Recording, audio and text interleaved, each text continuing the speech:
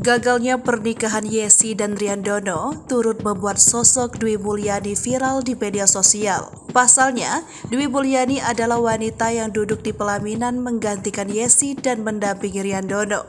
Ia kini bahkan dijanjikan akan diseriusi Riandono pasca berpisah dengan Yesi. Mengetahui nasib Dwi Mulyani yang kini baper dengan Riandono, Yesi pun bereaksi. Yesi terlihat mendatangi Dwi Mulyani baru-baru ini. Saat keduanya bertemu, tak pelak sebuah sindiran soal sertifikat terucap oleh salah satu netizen. Hal itu lantaran Yesi dan Dwi Mulyani disebut-sebut sebagai dua wanita yang mengincar sertifikat. TikTok Yesi, wanita tersebut tampak mengunggah video bersama Dwi Mulyani. Yesi menyebut sebagai pengantin asli dan pengganti. Diketahui Dwi Mulyani mengaku menyepakati menjadi wanita pengganti karena dibayar oleh Riandono.